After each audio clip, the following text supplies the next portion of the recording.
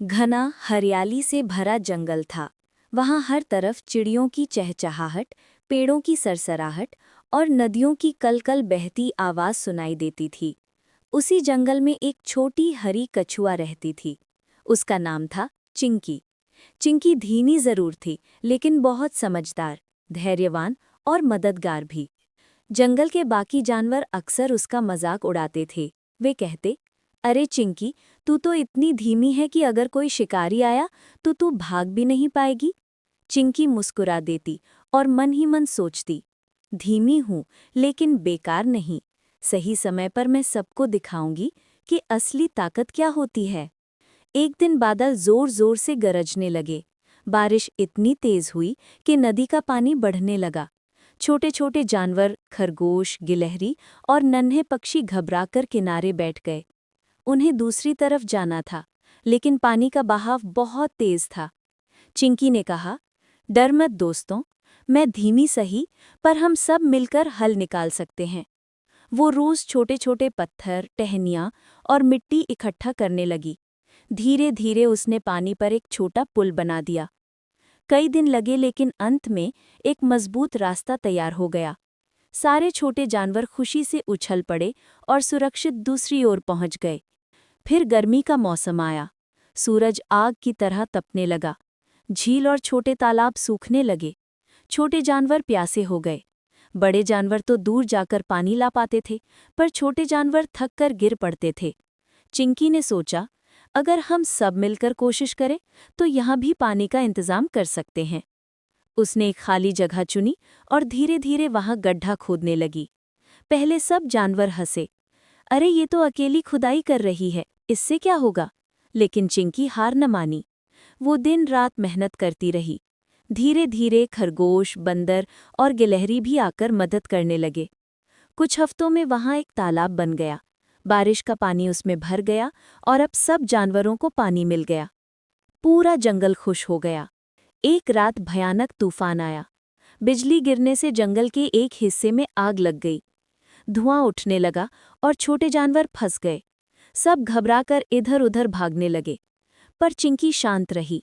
उसने अपने कवच में पानी भरा और धीरे धीरे आग पर डालने लगी। पक्षियों ने अपनी चोंच में पानी भरकर लाना शुरू किया। हाथी ने अपनी सूंड से पानी फेंका। बंदरों ने पत्तों से आग दबाई। धीरे धीरे सबकी मेहनत रंग लाई और आग बुझ गई। पूरा जंगल बच गया। कुछ दिन बाद जंगल में इंसानों का एक शिकारी आया। वो बड़े बड़े जाल लेकर आया था। उसने मोर, खरगोश और हिरन को पकड़ने की कोशिश की। सारे जानवर डर कर पेड़ों और गुफाओं में छुप गए। चिंकी ने समझदारी से योजना बनाई। उसने सब जानवरों को कहा, हम मिलकर इसे भगा सकते हैं। पक्षियों ने जोर जोर से शोर मचाया। बंदरों ने पेड़ों से फल गिराए। हाथियों ने जोर से चिंघाड़ा।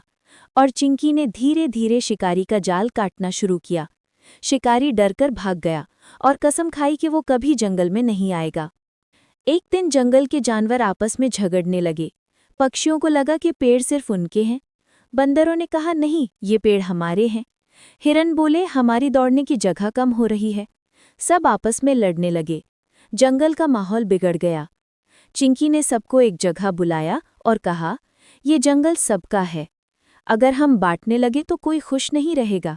हम मिलकर रहेंगे तो हर किसी को उसका हिस्सा मिलेगा। उसने एक खेल बनाया। सब जानवर मिलकर पेड़ों, पानी और जमीन का उपयोग बारी बारी से करेंगे। धीरे धीरे सबको समझ आया और झगड़े खत्म हो गए। कुछ समय बाद जंगल में एक अजीब बीमारी फैल गई। छोटे जानवर बीमार पड़ने लगे। सबको डर था कि कहीं पूरा जंगल ही बीमार न हो जाए। चिंकी ने धैर्य से सोचा और जंगल के पुराने पेड़ों से औषधि इकट्ठा करने लगी। उसने जड़ी बूटियों का लेप बनाया। हाथी ने पानी लाकर दिया। बंदरों ने जड़ी बूटियां इकट्ठा की। धीरे धीरे सब जानवर ठीक होने लगे। धीरे धीरे जंगल के सभी जानवर समझ गए कि धीमी और छोटी दिखने वाली चिंकी ही असली नायिका है। उसने सभी को सिखाया कि धीमी चाल कभी कमजोरी नहीं होती। धैर्य, समझदारी और मिलकर रहने से कोई भी संकट बड़ा नहीं होता।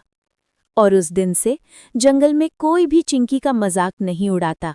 सब उसे प्यार और सम्मान देने लगे। दोस्तों, अगर आपको ये कहानी अच्छी लगी हो तो ऐसी ही और प्यारी कहानियाँ सुनने के लिए हमारे चैनल को लाइक, शेयर और सब्सक्राइब ज़रूर करें।